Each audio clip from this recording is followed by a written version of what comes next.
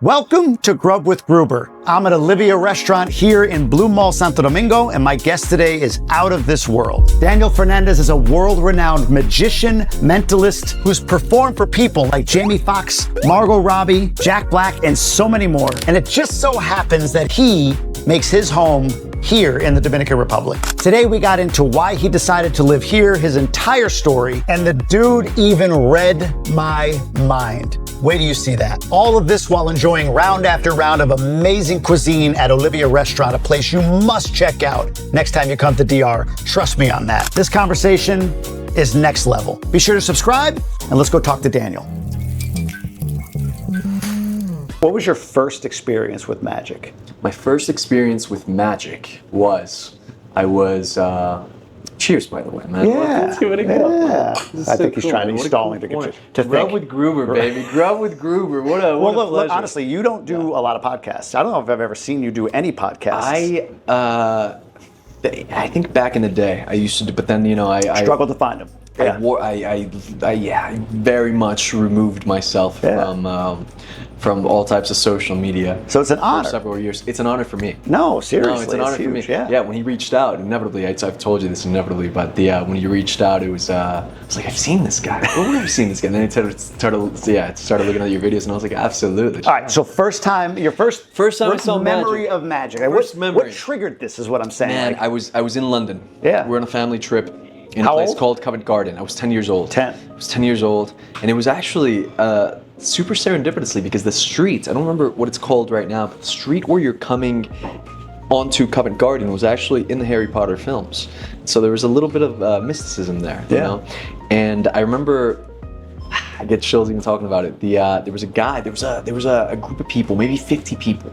And the screams drew me in. I kind of left my family behind. I snuck into the middle of this crowd. There was this old guy doing the strangest things, but what really captivated me wasn't necessarily the tricks he was doing, but rather how he was affecting the people. Suddenly they would go from these colossal reactions to dead silence. You could hear a pin drop, to laughter, and he was controlling, like he had this control over them. And I remember being really affected by it. I was like, man, these are grown people. Usually, at 10 years old, you see, adults as these figures, Right, we were talking about, being 30 and then 40 and seeing them as something more. But yeah, man, I remember being really impacted, and then he did something to me that would inevitably change or maybe put me in the course of what became the rest of my life. Well, rest of my life, as I say that as the rest of my life. Man. And I remember stopping his show. I was like, no, you have to tell me how this is done. Wow, really? And he was like, kid, enough, we got the magic, don't get out of here, what are we doing? I don't know why he's suddenly from New York. He was absolutely British, but man, I stopped the show. He led me to a store that was a little bit away, and there was a woman that was missing a finger, and she really was missing a finger. And then she did the old trick on me where you have to put your finger in a guillotine, and it cuts through the carrot, but it doesn't cut through your finger. And I was like, oh. And she was like, don't worry, I've only messed up once. And I was like, That's a great line. It's true, man. And I remember buying a trick that day, practicing it on the subway back home, and this lady next to me was seeing this match floating in my hand, and she flipped. She flipped. In that moment, I was hooked. I was like, yes, attention. It was a real turning point for me. Yeah. What is it that draws you in? Like you just said, is it honestly, does it satiate something in you to entertain somebody? Is it that attention, not in a narcissistic way, but more the ability to really see that, like, is that what gets you, or is it the craft and just like how far you can push yourself and how far you can take it? Like, what is it about that draws you into this point of being 25 years later and still so into it? I think the first hook inevitably was being able to make others feel something, and really take someone perhaps out of mundane activity or a day-to-day routine and really step into something wonderful, into a world of wonder and awe. And that, when you gift that to someone, I think it's really a feeling unlike anything else. If you're a singer, you can bring someone to tears. If you're an actor, inevitably the same thing. But magic is direct. It's on the spot. It's something that you can, it's an interaction that you can have with anyone, regardless of social class, regardless of age. It kind of makes people spark up, and it definitely births an inner child. And that's something I've always been super drawn to. I think that's how every magician, or at least the ones I know, they always segue from that aspect. Inevitably, there's something wonderful about the impossibility of whatever feat that you're achieving. Yeah. But the gift that you're able to give people through your work, that's wonderful. And then that carried me for about 4 years till I was 14, 15. And then I found mentalism, psychological magic. So instead, I think the best way you could really phrase it is, instead of doing magic of sleight of hand, you're doing more sleight of mind. And that opens up a whole new world where you're really going into the craft. There's such a beauty, and there's such a discipline that sleight of hand requires. It's something that moves that you practice for years in front of the mirror by yourself with no girlfriend. Right? You're married to this, right? Yeah. And you're practicing this thing that no one's ever going to see if you do it successfully, right? No one's ever going to see.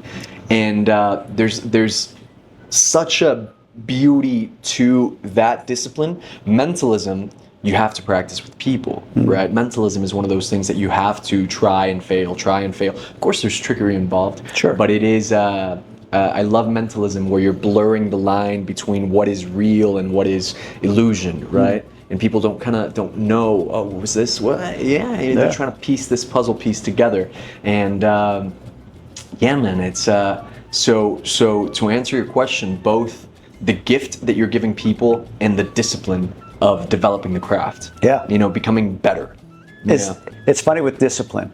And by the way, you're gonna, maybe in the dessert round, you'll reveal whatever the hell you mind fucking me with earlier. Maybe. You did something to me. My buddy Jay is over there. He's the only other one that has any knowledge of what the hell's going on. Oh boy, I actually wrote it down in the bathroom. Good. I was like, what was it again? Yeah. So I'm excited about that. Absolutely.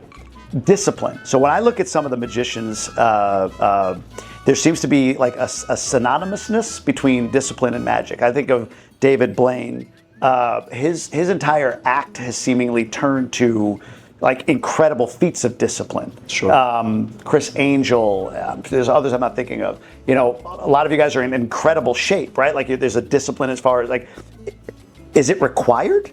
Is it required to have a level of discipline beyond just the craft in order to be great at the craft? When I was, great question, by the way. When I was referring to discipline, I meant more the discipline of magic. No, right? I know.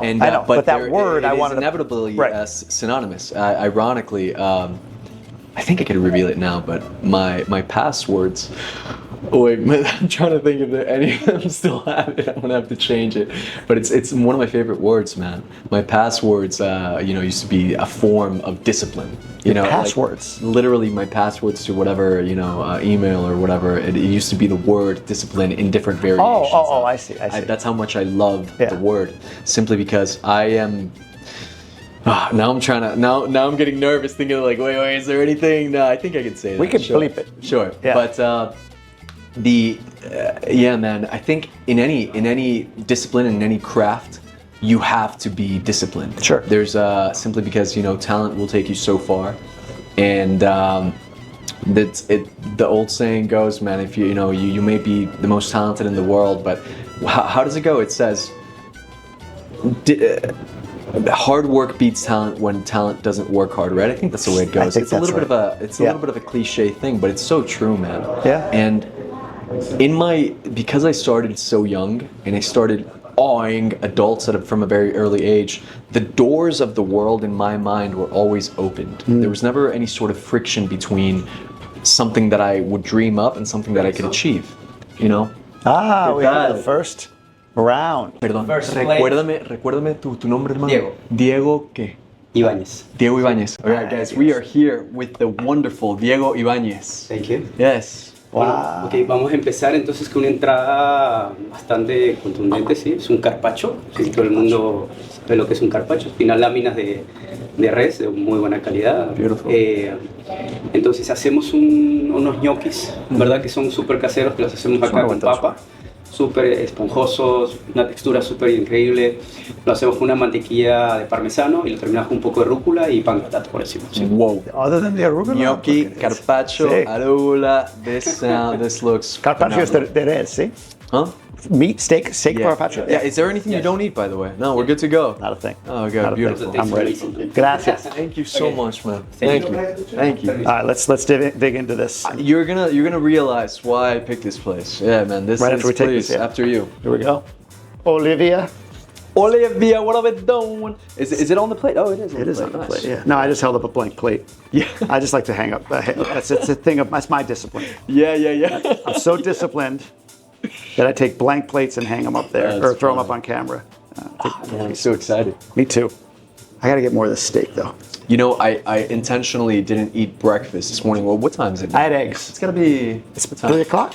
4 o'clock. Yeah. So it's this is a real treat. I had eggs for breakfast with my kids, and then that was it. We stopped and got empanada. Oh no, I did have an empanada. I'm lying. At the gas station. I had one at Shish At the Kebab. gas station. Yeah. I That had place to. is phenomenal. I had to. After the second toll. Correct. Yeah, Yes, exactly. Yeah, coming out here. Yeah, man. Yep, exactly. All right, let me stab this gnocchi. Oh, that gnocchi breaks right apart. Just dropped like 20 gallons of saliva. Yeah?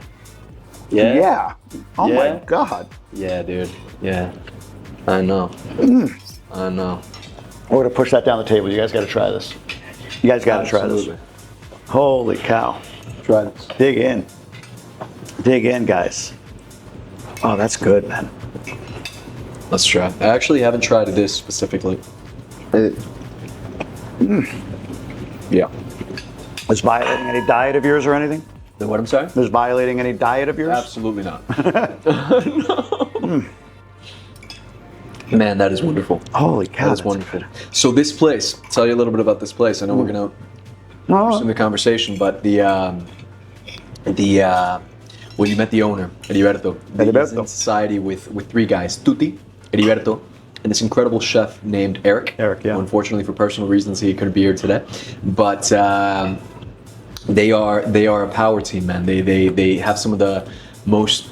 They have really, their restaurants are wonderful. That is absolutely awesome. wonderful. Yeah. So you told me about what's the Japanese one called? Okasu. Okasu? Okasu. Yeah. I gotta check that. You been there? It's good? I haven't been. You been? See, Yeah. Insane, man. I shared with him, like I haven't found a really good, like Asian place in DR yet. You found it now. But it's right You found it now. That's what he said. Yeah, that's what Heriberto said. It's right next to the original Olivia, I guess, right? Like wherever that is. So, yeah, I'm looking forward to that. I gotta try that place out. The guy was telling me that this one is more Italian oriented and the other one is Mediterranean. Oh, this Olivia? Yeah. Oh, no kidding. That's cool. So they kind of changed the menu up a little bit. That's what the girl was telling me. I like that. A little variety. You can go to the same restaurant in 2 spots and get a bit of a different experience. Very cool. Very cool. This is fantastic. I gotta That's tell you. amazing. It really is. I could eat that whole thing. That's not even a lie. No, you know, what a great thing you've created, no? This Yeah. is cool. It Like, gives what me- a great way to work. yeah. Meeting cool people and just meeting cool people, right?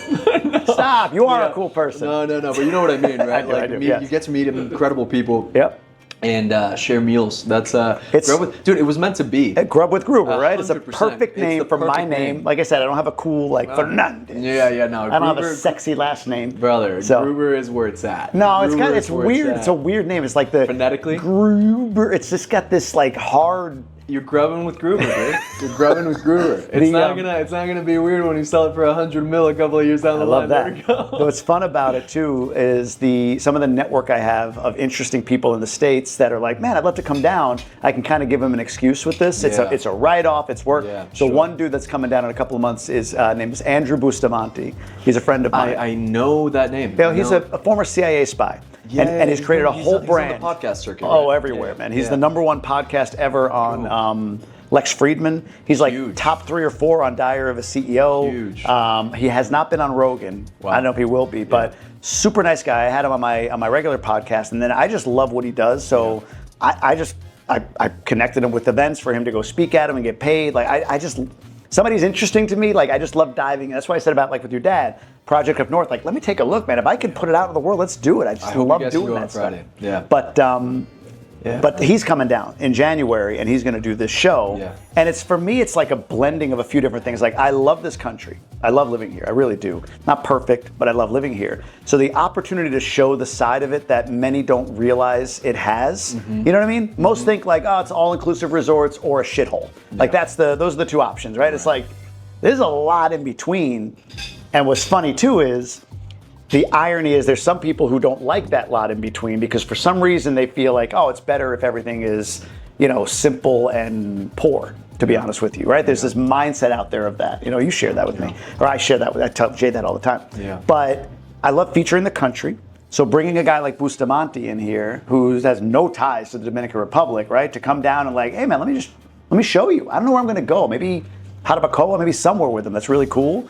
And for him to be like, oh, this is pretty cool. And then the opportunity for his audience to learn about a place like this in DR, or your audience to learn about a place like this in DR, combining with mine. You know what I mean? Sure. Like, there's just a really neat all the way around thing. And I was saying to Eric, because he's like, you got to do more. I'm like, dude, this is out of pocket for me. I don't have any sponsors.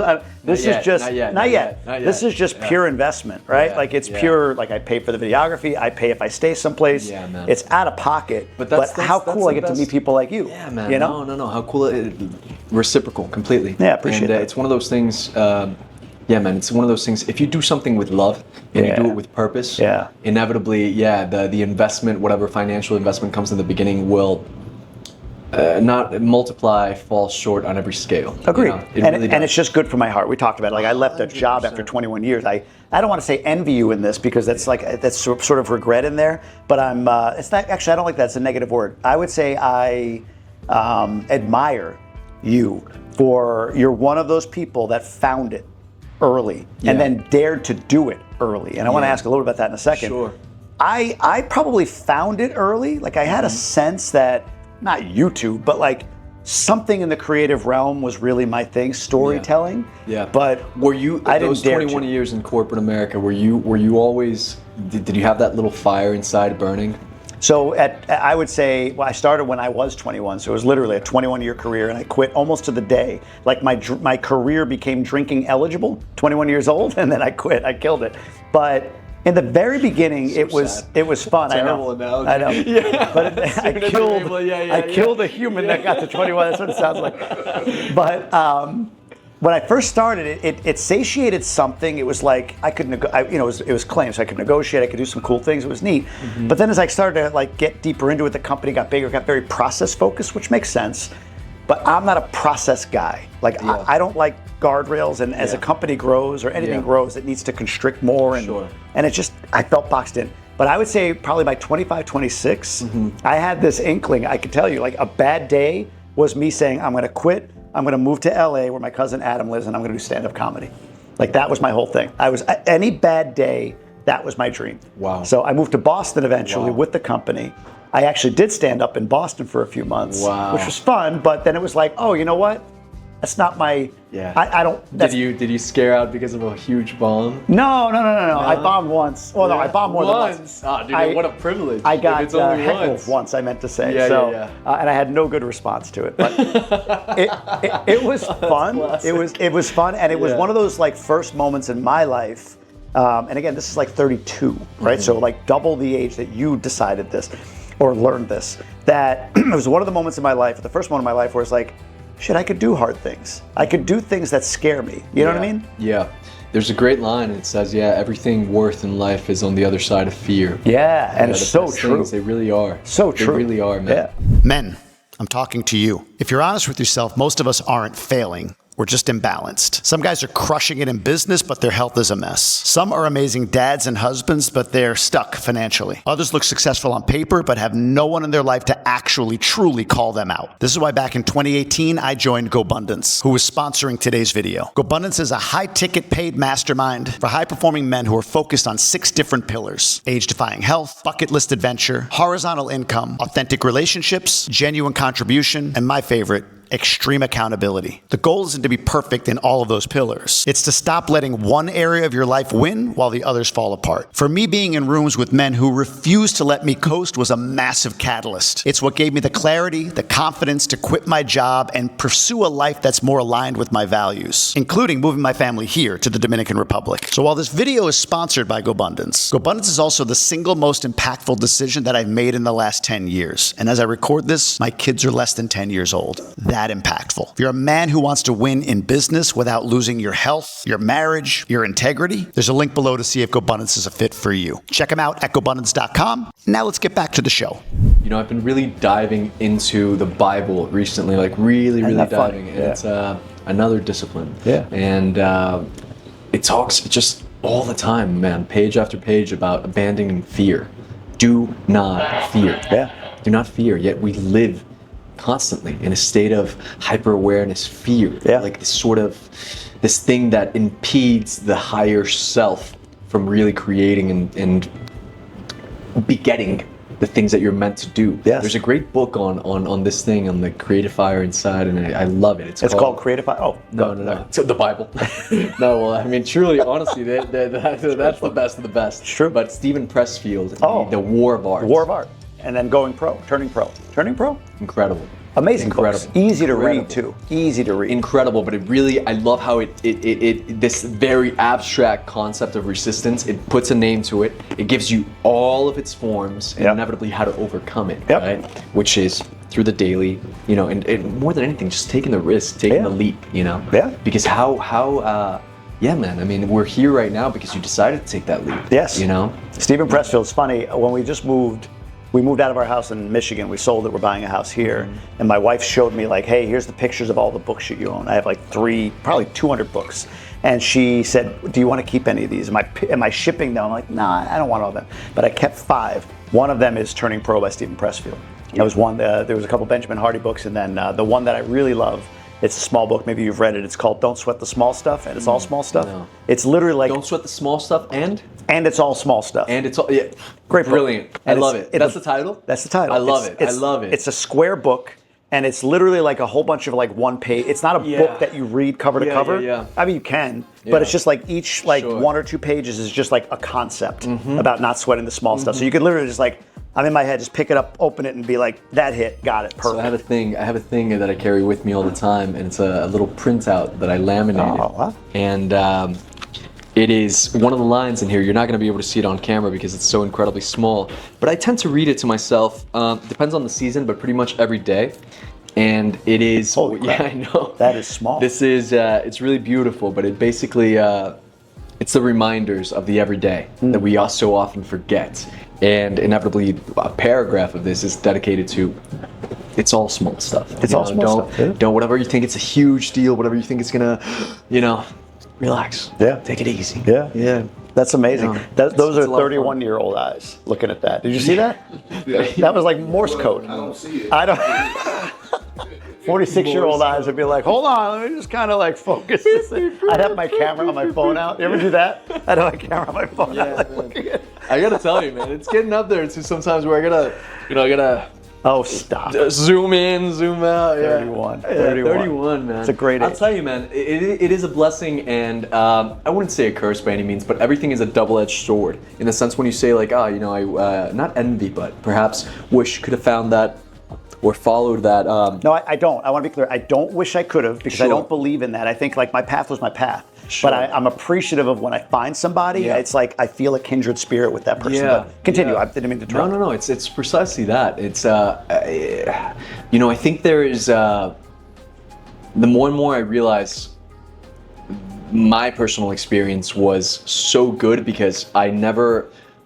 I started developing it really young, and the response I was getting and just my absolute obsession with this craft from a very early age made me very competent in that world. Yeah. And by 15 or so, I was just my mindset wasn't limited to anything. Yeah. You know what I'm saying? Like Yeah. nothing was off limits. Yeah.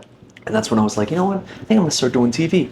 Send out a couple emails, they weren't responding, and then I ended up showing up the place. And I was like, hey, we should do something. And inevitably, I ended up doing something with the producer, and then we got on TV, and I was like, And then, at 18, I moved to LA. And that's a funny story, but... Oh, hold on. Hold the story. We got more coming in. Ooh, Look at this. Oh, this is... Good thing we didn't Diego. This is gambas enduja. Oh. Gambas enduja. Yeah, this is homemade bread. Yeah. bread here is- Enduja es una especie de embutido italiano, ¿sí? Que se hace con chile Calabria, ligeramente picante y a base de cerdo. Ay, yeah. Entonces lo que hacemos es una mantequilla saborizada con la enduja. Entonces rostizamos las gambas con esa mantequilla, por eso que tiene como que esas texturas arriba. Y lo acompañamos con nuestro pan, que lo hacemos obviamente aquí en casa, que es un pan que fermenta por 24 horas. Do you do it with it? Do you put Es them together? espectacular. Esto es tradicional hacer lo que el italiano llama normalmente la escarpeta, que es tomar el camarón y coger todos los jugos de la parte de abajo. Disfruten. Enjoy. Muchísimas gracias. Okay. Gracias. You know, it's like you asked about Spanish. I understand. If I gotta eat, no problem. No problema. Mi español is perfecto. He's got a Latin stomach. Perfecto. I heard everything. I got the whole thing. The butter, the this, the that. I got it all. But What is that called? The Duolingo. You got the Duolingo in your stomach. Yeah. I call it survival. I just call it survival, right? How do you eat? How do you drink? Everything else I could fill in little words like, que via? What way? Of course. You know, All right. with this, But I still am going to follow your lead here. So I think what I got was you eat the shrimp and then dip the bread. Precisely. Right? All right. You first this time, my friend. Thank you, sir. Eric, we're good on this one? Yes, sir. Okay, cool. All right, let's try this. This, I'm telling you, man, this place is Thank you, sir. something else. We are on so this, like, they said it's an embutido. You know what? I'm not even gonna try to explain it because let's grub. This piece has a little burn on it. I'm going to take a piece Let's for that. grub. Let's grub with Gruber. All right. So you eat the shrimp first and then dip? Or does it matter? ¿Qué me dices tú? ¿Nos comemos el camarón primero y luego el pan o cómo es? Lo pueden hacer juntos o si no lo ponen en un ladito y te pasan el pan. She's saying the best way is probably to do it together. So cut a little bit of shrimp and a little bit of, there we go. Let's do it. And you inevitably want to scoop up the juices. I already got that going. All right. Already did that. Get this Let's thing. do what? My mother's gonna have a heart attack when she sees me eating like this. Why? Table manners. Oh, please. My sister, I should say, huh? Oh, your This sister. guy. Your sister. This guy. Is that your sister? Classic line. My God. That's good. I gotta get some more of that sauce. Wow, that's good. That is the right amount of kick, right amount of spice. Oof, dude. I'm telling you, dude. Wow. Okay. Yeah. Highly recommend. Where's my camera? Highly recommend Olivia. It really, it's fantastic, man. It really is.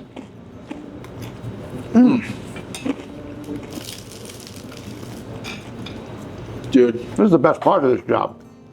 You know, I get to eat whatever I want.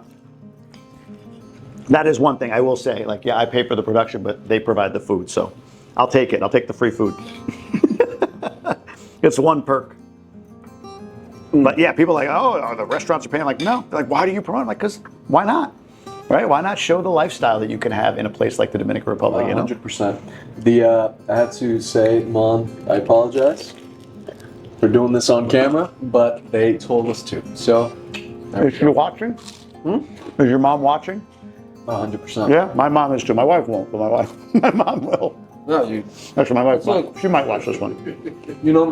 Right now, it was quite humbling a few months back that I started doing the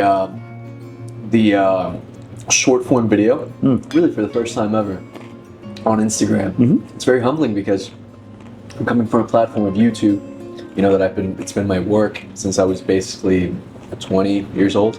It's been what I do, to come to Instagram, and then getting in videos with very little engagement, but inevitably the rock, one who's always there, is my mom. Yeah. And a few of her friends, of course. Sure. Which is, dude, you don't need anything else. That's true. Honestly, if Yeah. you got that, that's you're pretty lucky, I would say. Yeah. We're gonna get around to a little bit of the other have women. To try this. Oh I yeah. have to try this. You having one more? Yeah, I will. Yeah, I don't think there's gonna be enough for them though. We could share one though. Yeah, if you want split to. one. Do that. Which part do you want? I'll take that. That's fine. This one? Yeah, whatever. Yeah, make it easy for you. Give it a go. Gracias. Very nice. These guys got to try it. Split a piece of bread. Yeah. Let's do it. Go ahead, break it. After you. I'll break it. Thanks, man. We are literally breaking bread. Yeah, I just took that. I took the big piece. Sorry. How dare you? I know. You got to get this down to the other end though. There you go. Try that out. Yeah, man. You know, maybe it's because I tell people sometimes that I live here that I don't really hear the full story, but one of the things that I think is important to note is the whenever I tell someone that I'm living here, I usually say Dominican or so, I usually get like, oh, that's so great, that's amazing and stuff. But I do get what you're saying with the contrast of like, oh, even incredible, all-inclusive resorts, or like, perhaps not the best place. But brother, I'm telling you, coming in for nearly a decade, coming in and out, it is incredible the things that this country is producing, and if I'm not mistaken, I think it's the highest the highest growing economy in the Americas. I could be mistaken, but I think that is correct. It has been, yeah. This year it's modifying down a little bit, but it's still like top 3 or 4. That in Guyana. Guyana, is, yeah. How do you say it? Guyana? well, in Spanish, Guyana. Okay. Guyana, but yeah. I don't know, I would say Guyana. I have no idea. Guyana. It looks like Guyana. Like some guy named Anna, which exists today, so it works perfectly. Guyana. Guyana. Guyana. I know. But yeah, it is a fast-growing economy. It's a fast-growing country, and yeah, same. I've been coming here since I met my wife, so 16 years. Yeah. And to see what it was to now, like one of my core memories, coming here the first time, was the first time I saw a dude at a gas station with a shotgun. Like the security guy in Higüey. Yeah. And I was in the backseat, and her uncle, whose name also is Ediberto. I told Ediberto, the owner, I'm like, oh, you're the only other Ediberto I've met. He's like, there's 3 of them here. It's him, I guess one of the, there's 2 other guys here. So no one else is allowed to have the name. But he's like, keep him in the back. When we went to that gas station, so I'm like, where am I? Like, keep me in the back while there's a dude with a shotgun right there. Like, what's going on? But then to come back and see like the growth and the development and some of the infrastructure stuff, and I mean, it's just incredible. But yeah, I get the same thing. I get like, oh, that's so cool. But then inevitably, like if I'm on a plane or something, the conversation turns to like, are you safe? And I'm like, no. Do you know about the Mexican smear campaign? No. Yeah, it's the Mexican. This is true. Hit me. Whenever the Big Papi thing happened here, I'm sure you heard about it. Oh yeah, when he got stabbed or whatever, or shot in Santo Domingo. This is 100% confirmed from my understanding. They paid pretty enormous amounts of money to exemplify that in the news story. No, in the news stories too. Yeah. Not to throw it away. No. To do the Mexico of the Dominican, Simply right? because it's so, like, dude, I don't remember the exact amount, but Punta Cana Airport received God knows how many million tourists in a year. I don't remember the exact. Now or then? No, this was last year. Not 6.8 million, in that range. There we go. Yeah. And no, but they were celebrating a certain landmark, so it must have been either 5 or 10. I'm not sure. Whatever. The point is, they made a pretty big deal about it, but it's growing significantly to the point where other countries are like, maybe we gotta push on this. Yeah. So Mexico I really did that, huh? I really hate that. Yeah. And I gotta tell you, I lived in Monterrey, Mexico for 4 years. Love the country, incredible country. Yeah. But when we left, I've been very lucky, man. I left Venezuela when I was 6 years old. I was going to ask you about and that. it was right around the time that Chavez came into power. Yeah. When we left Monterrey, it was right around the time that the cartels really took over the country, decapitating people. In the States, we were talking about, gun School safety, shootings, yeah. And not even going to get into that topic, but but it is unfortunate that literally every single day it's happening. In the DR, dude, I've been here for 10 years, coming in and out. It is one of the most secure places I've ever lived in my life. Yeah. And you know, coming from the other side of the island, Haiti, I used to. Yeah, right. I was gonna say you lived in Haiti for a while too, right? Dude, Yeah. this place is remarkable. It's part- like, it really is. You know, I sleep, you know, with the door open.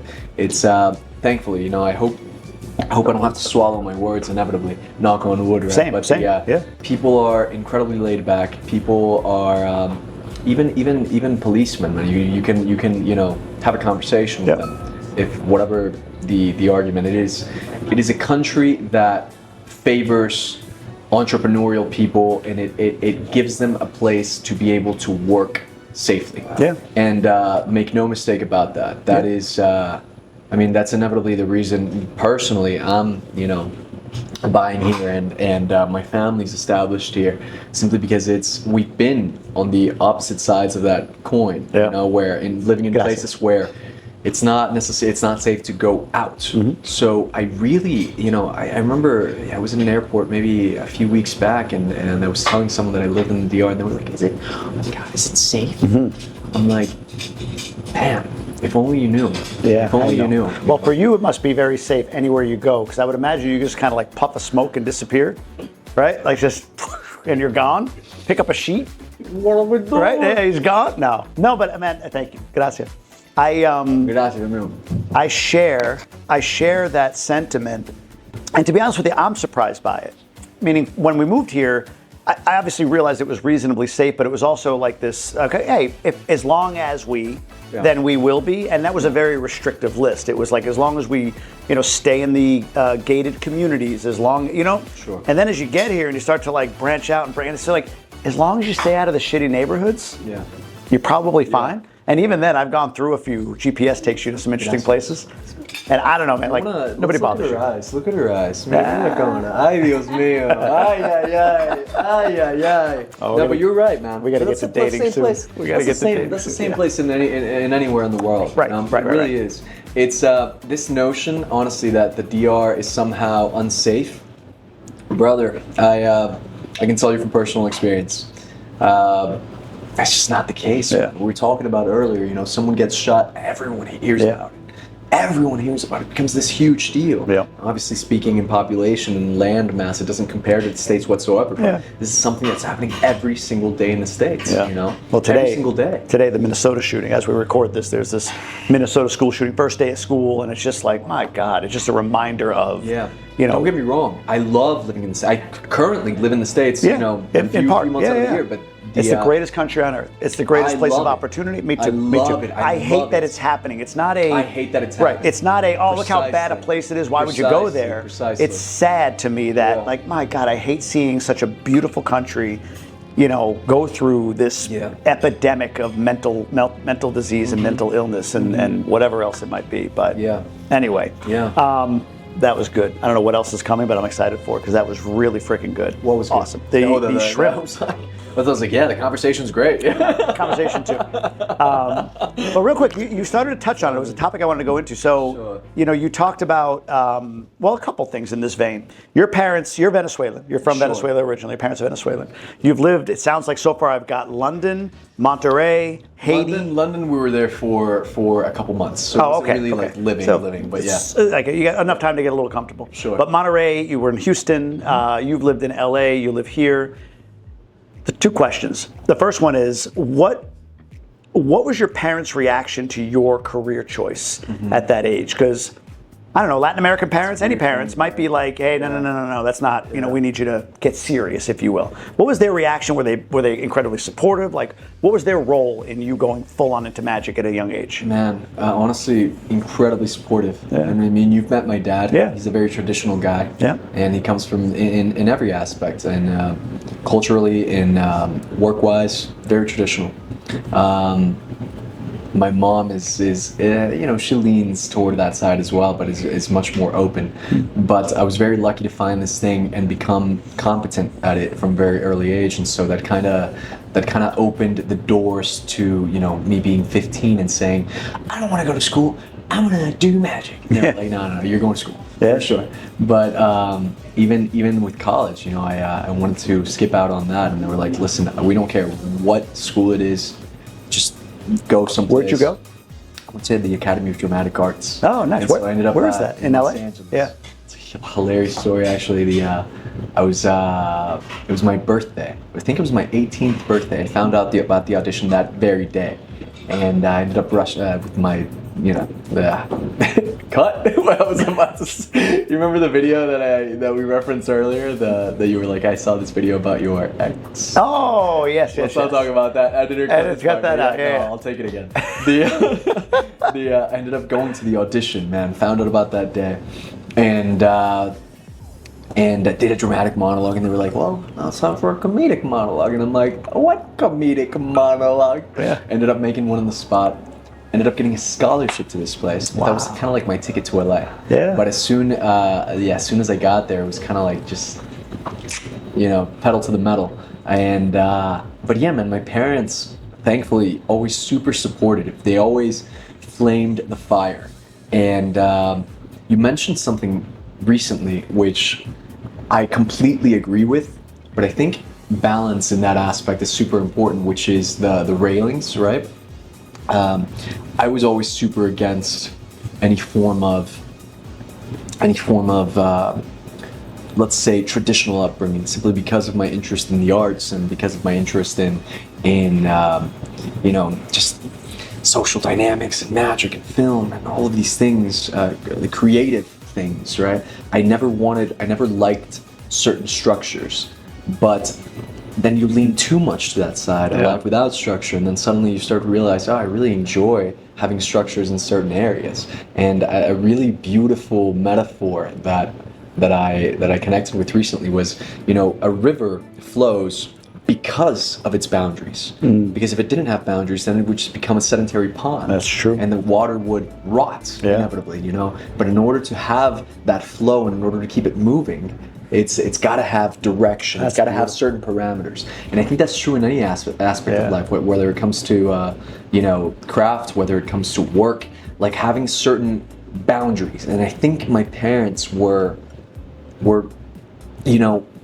quite good in finding that balance, of like, what are we gonna do with this kid who's 14 years old and he wants to be a magician? There he goes, disappearing again. Exactly, man. Yeah, I found a 10 of hearts in my pocket again. This kid. No, go ahead. No, precisely. Sure. Precisely. Yeah, exactly that. And so, man, we super supportive. That's really interesting. Yeah.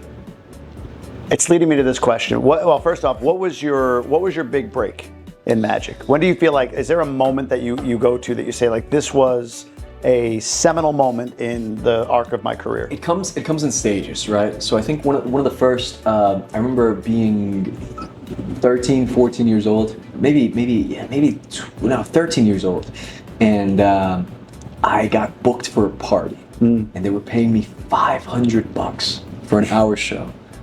Dude. You're paid. Dude. Yeah.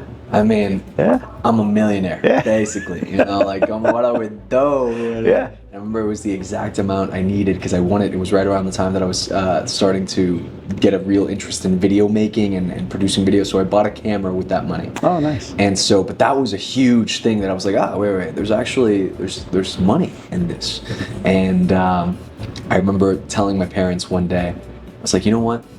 One day, I know it's 500 now. One day it's going to be 50,000. Yeah. And that later on, when that day came for this shoot that we were doing, I remember calling them and I was like, "Hey, it happened." Mm-hmm. And that's so it goes in stages. But then getting the first time I was on TV was right around 15 maybe or so, and that was also like, oh, okay, maybe we could do something with this. And yeah, man, I mentioned earlier about having the open mind, everything was possible.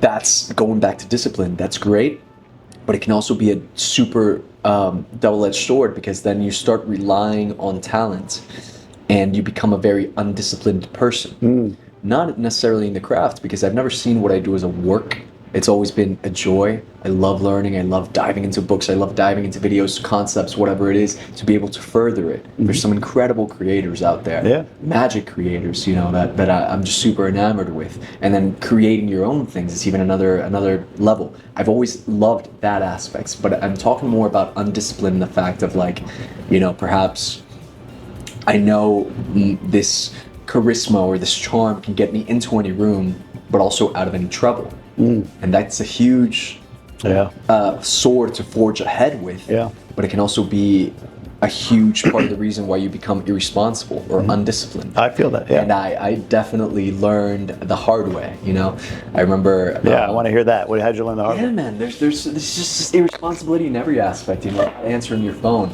I think how you do anything is how you do everything, right? How you do the little things is inevitably how you do the big things. And yeah, man, I remember one time we were putting a show together with this huge network, and I was flying in from New York to LA.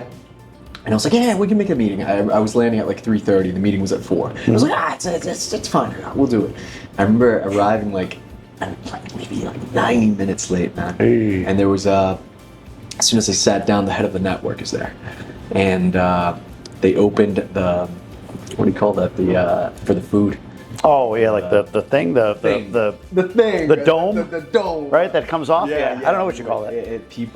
We ended up eating cold steak. They were waiting for you. Waiting for me.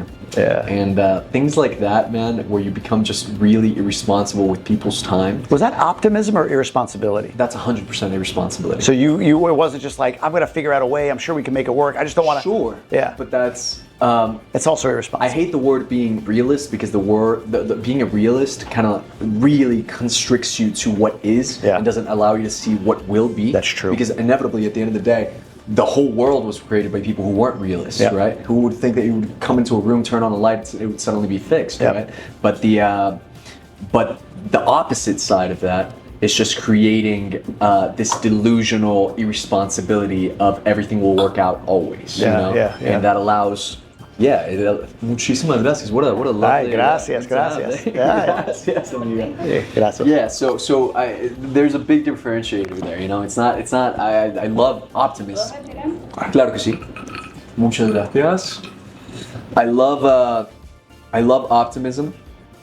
I hate being a realist, but there is, like everything else, there's a yin yang. There's a happy medium to where you're operating on both frequencies. And I feel like artists can so many times just be swooped into the irresponsibility of everything in every aspect, health-wise, relationships, everything, because you can work around it. Sure, yeah. But what a stupid way to shoot yourself in the foot. Yeah. What right now in your life is something where you feel like you need more discipline? Man, I know for me what it is. I'm curious what it is. What is it for you? It's probably it's kind of random. It's tax discipline. Let me explain. So I have a job. I have a job for a lot of years, and every paycheck they take it out, and then I just have to file a form at the end of the year. Yeah. Then I leave. Yeah. And I've got to budget an amount to go over here, and you talk to a CPA and but it would make me so nervous that I didn't save enough that I would just not file. So I would just let it go. I would just go past the deadline, past the extension. I'll pay a fine one day, whatever. I just don't want to look at it. But dude, sleepless nights, stress, this insane sense of like I am not enough because I didn't do this. And it was 2 years after I left before I finally just snapped myself back into place and got over it. And then I found out I owed way less than I saved. Crazy enough, right? So I had so much more, so much more saved to pay that I actually owed, but I just avoided it. And I put it off because I'm going forward with what inspires me. And then at night, I'll just wake up at 3 a.m. panicked and in a sweat, that I'm going to be fined or go to jail or whatever I thought was going to happen. Yeah. So that's one area that in the last year I've gotten way, way, way better at, and just decided, all right, I'm going to get good at that. Yeah. But you learn. It's funny. I've admitted that. But I've admitted that more recently to people, and it's so funny how much that resonates with more people than I realize. You won? I'm on. You one of those people that it resonates with? 100%. Yeah? 100%. How so for you, if you don't mind sharing? Man, money wasn't a real concept for me ever. Yeah. And because I was making it. Yeah. And so, so Yeah, man, in every aspect. I remember one time, I just sold my Jeep Liberty, and it was my sister's hand-me-down car. Great car, Yeah. amazing car. But I wanted to get something cooler. Sure. You know? And McLaren, Yeah, no, not that guy. I love classic cars. Jeep Grand Cherokee. No, Yeah, exactly. Classic. I love classic Ah, cars, okay. man. I love everything, 50s, 60s, just that curvature. Yeah. I'm a sucker for. Yeah. I'm talking about, you go from things like, that's going to be a whole other conversation. Yeah. I was about to get carried away in the That's classic okay, car but- conversation, man. I love it. But yeah, man, there was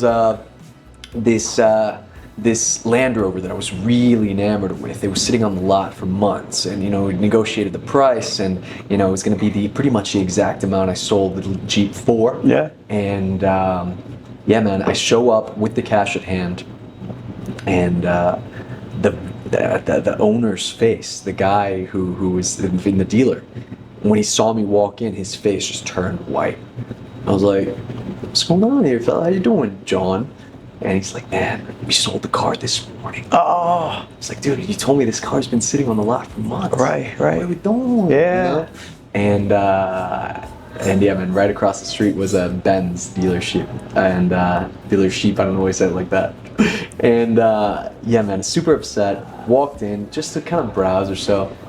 Long story short, man, I fell in love with this car, small SUV. Fell in love with it. I was like, I gotta have this. Ended up negotiating a price with the guy, and he ended up giving me a lease for however many years. And I remember thinking in my mind, I'll tell you, we'll continue. yeah, that's a good cliffhanger. Oh my God. Dos pilares de la cocina de hostería, que son la buena pasta y una buena pizza de carne.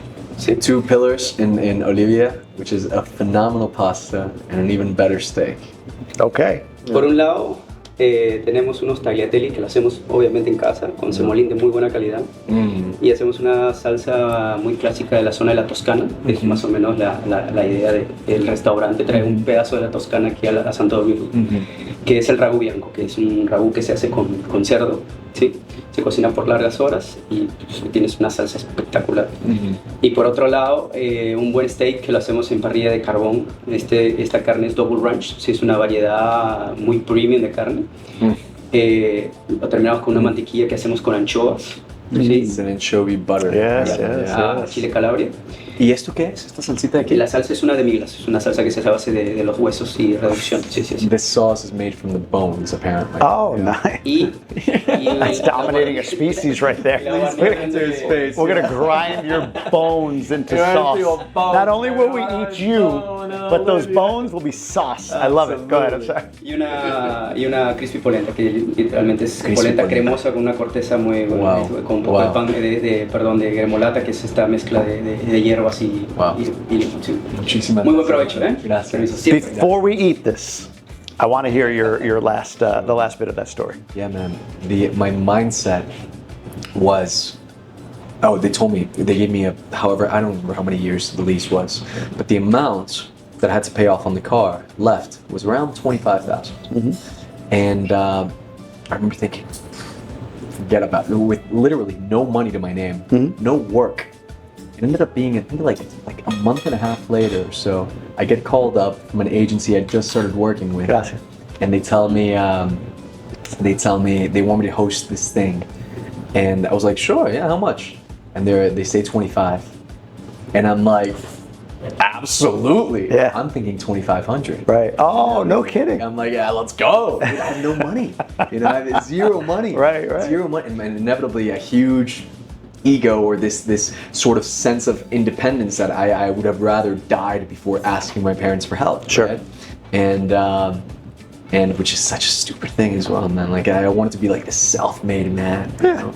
And yeah, man, inevitably it ended up being once I received the contract, I ended up seeing like 3 zeros instead of 2. Yeah. I was like, okay, yeah. And it paid off the car. Same thing happened with the apartment later on. Many things where anytime I needed money, I knew I could just make it. Yeah. And that works if you are disciplined. Yeah. It doesn't work if you start believing that your talent will take you so far. Sure. Without putting in the work. Yeah. Let's dig in. We will. I want to get into. Oh, sure. I want to get into that about attracting money too. There we go. I have a lot of thoughts on that. Attracting money. Yeah, what you just talked about, attracting money. How money is something that you attract. Ooh. Yeah. It's something that you can't chase, man. You know. It's, Agreed. There's a great line that says, "Man, I'm just pulling out all these fortune cookie sayings, honestly, but That's okay. It's so true." Which is like, you know, you can either flower your garden. You could spend your life chasing butterflies. You'll never catch them. Or you could flower your garden and nothing come to you. Or as TLC said, don't go chasing waterfalls. Yeah, exactly. You know, stick to the rivers and the lakes you're used to. Let's go, baby. Right? Yeah. Come on now. Guys, dig in, please. There you go, my friend. It's the only reason Jay's sticking around. He's like, food just keeps... Okie dokie, artichoke. Food keeps sliding down. Dude, this smell already is like, oh, man. You know what I love, man? I love eating with hunger. Yes. You know what I'm saying? And I'm hungry. Me too. I'm still hungry. I'm maybe even hangry, you know? You don't sound hangry. I don't sound hungry? No, you sound... I'm concealing it. Reasonably hungry. Here, my friend. Try this. What is this right here? This is, he said the name. I forget what this thing is, but... I genuinely don't know. It's meat I and just pasta. nod and smile. With a thing. With a thing. Meat pasta with a thing. The bone thing. The bone. The bone. Oh yeah, this is the bone sauce on it. Yeah, the topic of money, I've gotten deep on this, and this meat is excellent. This meat is excellent. I gotta try this thing with it real quick. Wow. But I believe that money is a relationship more than it is like a thing, right? So to your point, if you're disciplined and I think aligned, you know, like when you step into that thing that God is telling you, like, hey, we were talking about this in the car on the way here, Eric and I, the videographer. We were literally talking about this because I said, look, I truly believe that there's points in our lives, and for me, it was the corporate thing where God says, okay, look, I can't make you do anything, nor do I want to, but I'm gonna make it real uncomfortable when you're so far misaligned. I'm gonna make it real uncomfortable, and I'm gonna show you another way. And that other way... Which at the end of the day is the definition of sin, missing the mark. Correct. Missing that frequency. You are deep in the Bible. I love this. So, but anyway, so I'm gonna show you another way. This might be a little bit more uncomfortable. It might be scary, more uncertain. Sure. All of that, but it's more aligned, or it is aligned with who you are and who you were created to be and the kind of value you can add to the world. A lot of people choose not to. Sure, it's scary. And stay down the path and numb their way past it. Even if they know that's gonna hurt them much more in the long term. Correct. Correct. Dude, but you know, I say them, and it's, you know, I've lived that. I've lived that for many years as well. Staying in a comfort zone. Where? You know, when? You seem like you've been unencumbered by a comfort zone. Sure. I like stepping into uncomfortability, but there's been seasons in my life, you know, when people talk about, you know, depression or things, so I can get out of bed for like a day or a week or you know, weeks. Dude, for me it was years, you know, literally years. What season? So, what years? But yeah, I mean that's another segue. But I do want to touch on that, please, which is the now I lost the train of thought. Money, the lack of alignment. Yeah, man. Nikola Tesla says something very true, which is you wish to understand the universe, think in terms of frequency and vibration. And I think I'm really starting to grasp what that means, you know, because you think about it and you're like, oh yeah, obviously everything vibrates, you know, frequency, vibration, but it's a hard thing to conceptualize, perhaps even much harder to really practice. But when you say you're not aligned with money, that's a very, very true thing. And talking about beforehand, the discipline and when you talked about, you know, your tax situation and the irresponsibility that you were finding there, then you asked me what was the irresponsibility that I'm experiencing. I shared the story of the car because it was a way for me to justify how anything I thought of, I knew I had the confidence in self that I would always be able to do. But even that mindset, being that overly confident, where it is a detriment to the preparation, because at the end of the day, any battle is won before it is fought, right? Sure, yeah. Preparation is everything. 100%. You have to be prepared. Yeah. For the worst and the best. When when you're so overly confident to the point where you stop preparing and you stop putting in the work to get to where you want to be or whatever outcome it is that you want, that's very tricky because then you're misaligned as well. Yeah. There's a thing of being like underaligned and then there's overaligned. It's the right balance, man. I think that's going to be that theme that we're finding in this conversation. It's balance, bro. Balance. It really is balance between the that over zealousness and that underwhelming action, you know. Yep, 100%. And that's a great way of putting it. That's a great balance. It's not like work life. It is, the amount of action compared to your zeal, if you will. What was I going to say to you though about, you said something in there that really intrigued me, and this pasta is really good. I love how this conversation is like branching off into different, that's the best way. That's to me what this is, man. Have a drink, have some food. This is what it's like. We just Salud, Jamie Gruber. What are we doing? Salud, papa. There we go. The cameras are just here to capture it, but otherwise it's just like, you're such an interesting person. And you've done such interesting things. Thank you. Likewise.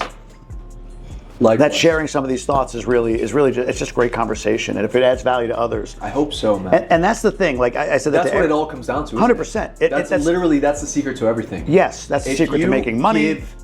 And give and always aim to exceed expectations. You're not always going to succeed in that. But you just continuously aim to inevitably give, not to receive. But there is a point where your intentions are truly altruistic. That's life, brother. That's abundance too. Like I said this to Eric today. It's like, and prosperity. I bump into enough people, including yesterday with my kids. You bump into people who are like, "Hey man, can I get a picture? You're the reason I moved here." That's crazy. And that is crazy. But the humbling part of it is, it's like, go back to that decision point, right? Like, hey, stay in this job, even though I'm making it really uncomfortable for you to do so. Or, look at you, chest hair, trying to show the chest off. Hold on, I'm going to try to fix this mic real quick. Hold on. Sorry, 1 second. No, you're good. Or go down this other path that's less certain. And it wasn't like, move to the Dominican. It was just like, are you going to quit this thing and go all in on your creative endeavors, right? Yeah. But by doing so and letting that guide me and lead me to a point where we moved to DR and I created content in DR and people really resonated with what I talk about. Like you said, I carved out this sort of specific niche. And then somebody out there is saying, I had this little dream that maybe maybe moving to like the Caribbean or the Dominican, that would be pretty cool. And they, in some way, associate the decision that they made to do that, like live out a dream, to something I said, did, or put out into the world, right? Like that to me is the ultimate compliment and the ultimate validation of the decision to align, to go with aligned action. I just hosted this retreat in Tahoe, right? 10 entrepreneurs, all men, and it was incredible. One of the guys who I've known for a few years now, like he pulls up, we do this thing called a one sheet. It's like all your financials, all your goals, all your health stats, everything on one page, and you just kind of share it. This dude opens it up, and dude, he's crushing it. His business has exploded. He's making more money than he's ever made. He just left his job like 6 months ago, maybe a year ago. And his business is on the way to the moon. But his whole business is sober living facilities. And he doesn't give sober living facilities. Right. No food in my mouth. Sober living. But if you talk to him, sober, like sounds terrible. Getting sober. That's the first time I've heard of that term. I'm kidding. Sober I'm living. kidding. So, but no, he went through some things in his life. He went through some things in his life which led him to want to serve this community of people. And even like he has this big dream about his kids. You never hear him talk about profit margin, ROI, none of it. All he talks about is what he adds in value. He needs more of these places to serve more people. And he feels guilty about the money. And my point to him was like, dude, that's just a KPI. That's just a metric you can't control. If you are all in on doing what you're doing, that metric is going to improve. It's going to get bigger. Like you're adding a ton of value into the world. Therefore, the world is paying you back. And we just use, as a society, as a world, money as a modicum of exchange, as a means of survival. It just happens to be the thing. So I'm a big believer in what you just said. The more value you add, the more you put out into the world without any expectation of a return, which can be hard. I'm grinding it like this. I don't know what this becomes. This becomes a YouTube video that, not you, but like the series that, you know, whatever, he had some views and then it went away. Maybe. But I don't know what it leads to. Maybe it leads to another opportunity or another opportunity. But I just know it feels like the right thing to do. It supports this Are you having restaurant. fun in this very moment? 100%. Are you? What is That's today? what it is. Wednesday? And that's already one. It's a Wednesday. Yeah. At 3 or 4 in the afternoon. And my whole day is drive to Santo Domingo, sit down with an incredible story of a person. Like Handsome. And handsome. Beautiful. We're going to get into handsome here in a second. There's something about handsome. Jay, you're going to hear this. There's something about handsome this guy needs to fess up to. I got to know. I don't know if he's going to, but Fess up? We'll get, yeah, exactly. Cosmetic surgery, baby. That's what we're doing. No. Wait till you hear it. No, well, you saw my mother. What are we doing? No, that's not what I mean. I'm kidding. That's not what I mean. Okay, That was your okay. sister. Yeah. My God. Oh, you No, I got you. you can't do that. Not to the host of Club with Gruber. Great name. But where the fuck was I? But it's a Wednesday. Yeah, and man. this is what I'm doing, and I can afford to, and I can make this life. And again, it's not even. I don't know what comes of this. You know what I do hope though? I mean, and I honestly, I hope you and I stay in connection, right? I hope that there's some way I can add value to your life. Well, you're flying with my dad Friday, so it's. I might be. I got to check with my wife. I know give it on a a go. helicopter. Yeah, let's do it. Listen, man. better not die on that helicopter. There's a work. Gruber, what the fuck? We're having a good conversation Sorry. here. Just Why are you? This is another thing. Thoughts are physical things. Death with Gruber. No, I know. Words are physical things. I They know. really are. I know. They really are. My man. son is all into plane crashes right now, and it freaks me out. But go ahead. Man, the now, and I don't know. I'm sure people have figured this out before, but it was the thing that I was as I was writing this thing actually that I showed you earlier. The thing that I read to myself every other day. Another paragraph is precisely about that. Now, backwards is one. So if you're just constantly focused on now, not focusing on, oh, I'm gonna help this guy, what is he gonna give me? Oh, I'm gonna do this, what is he gonna give me? Inevitably, that's the thought that crosses your head. Sure, I mean, it does for me. The monkey mind Absolutely. goes there, yeah. Sure, you described it perfectly. It is the monkey mind. Yep. It's an inferior frequency. Yep. But if you're just, I like it's what that. a good actor does. Yeah. It's what a good magician does. It's what a good host does. It's what a good real estate guy. Like if you're focused on the moment, and if you're really living in the moment, then you've won the moment, and that's it. And if you can stack those wins as much as you can, that's it. I mean, that is the thing. That's awesome. You know, but value is, yeah, man. It's we're very privileged though. Yeah. We're very privileged. You know, you have your platform. Obviously, it's proven to be successful. You're doing all these incredible things with the background, which is such a great background to have, which I never had, which is the comparison, right? You worked 21 years in corporate, Yep. and that fire for creativity, for this creative venture was burning up inside of you.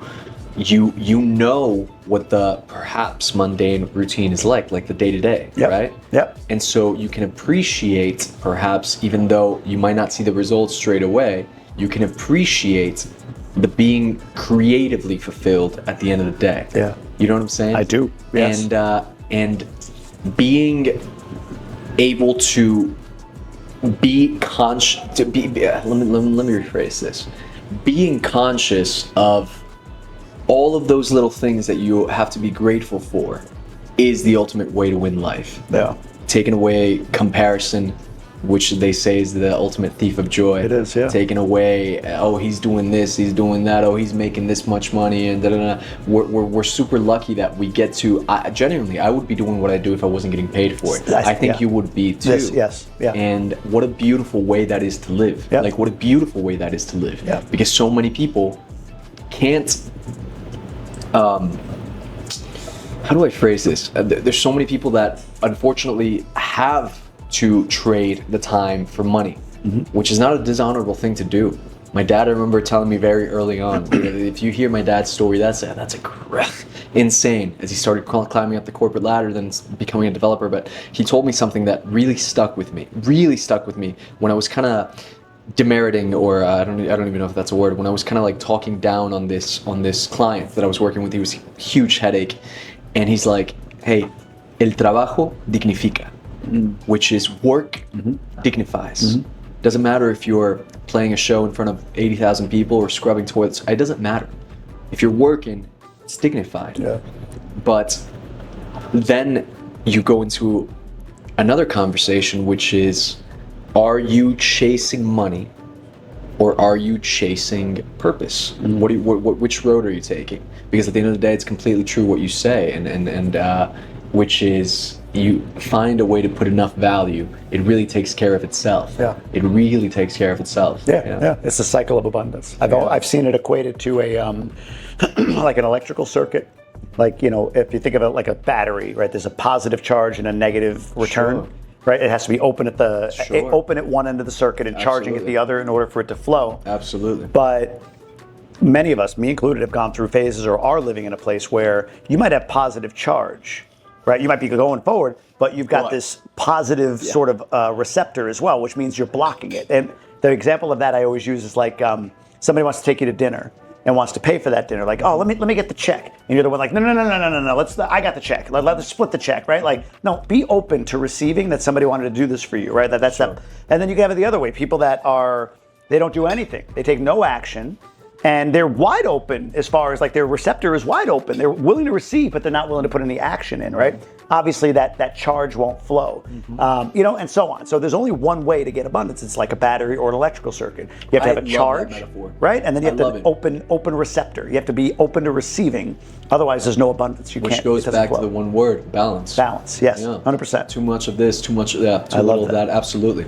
That's another thing too that like not creating the lack of discipline does, which is a huge fall of the balance scale on always receiving. Yes. Because there's which, you know, like there's no inhibitor in your mind like, oh dude, I deserve this. Sure. Right. But then in little things like, you know, not calling people back, not texting people, which is something that I'm genuinely trying to get better at. Same, man. I'm bad at it. This sounds pompous and it sounds definitely arrogant, like, oh, you know, people are reaching out. No, it's just like I'm a guy that, and you've seen it today. How many times have I touched my phone today? Even before when we were doing the tour. I just, you know, I'm with you. Yep. If I'm with whoever, I'm with that person. Yep. And now I'm not try to be not constantly enslaved to this thing, but yet again, it comes down, even that thing comes down to balance. I've got 700 missed texts right now. I'm with you. I struggle with it. Let's see. I struggle to try. Where are you? Yeah, how many do you got? Oh man, it's terrible. Hold on. That's not all today. I mean, like it's just historic, but like 700 missed texts.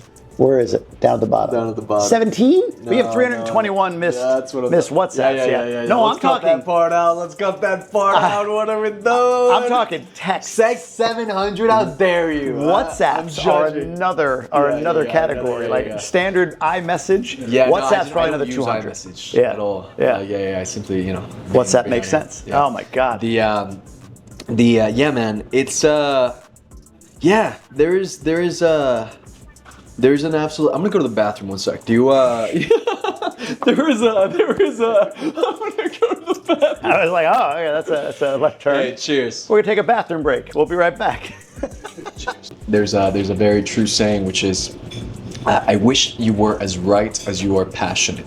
Sometimes people will blindly defend an ideology just to be right. Yeah. And at the end of the day, 100% what is agree being with that. right or being wrong if you're not growing? Yeah. You know? So I do tend to shy away from. I get it. Yeah. That's a U.S. My God, the U.S. that divisiveness on like. But I would love to hear your perspective. On Trump, I think there's some great things he's doing, and I think he's a psycho in other areas, right? Like I just think, you know, here's my honest. Like this is just Trump and everything, right? Like I don't understand right now how the Democratic Party and the leadership in the Democratic Party isn't just saying, okay, here's what we need to do. Let's explain what we would do differently. Let's do that passionately. Let's oppose what we think needs to be opposed. But let's acknowledge that more people voted for this guy than ours, right? And like the big beautiful bill or whatever, like they're gonna filibuster and impeach. It's like it's his entire agenda. Whether you agree with it or not, I'm not even saying, I don't even know what's in it, but his entire agenda is in that bill, and the dude won office 6 months ago. You gotta let it go. It's the same thing when Obama was elected and people were fighting him on Obamacare. It's like, he ran on this shit. Let it go. You gotta let it go through. I mean, I shouldn't say let it go through. fight passionately. If you get the votes, God bless you. But if you don't, that's their agenda. And if it's good, it's bad. It's going to be in the eye of the beholder. So I think Trump, I have more moral issues with Trump than I do policy issues with Trump. Does that make sense? Like, I don't think he's a guy I would want to be, but less wars, if truly less wars, more money in Americans' pockets, less government oversight, less government spending or wasteful spending are like what he's doing.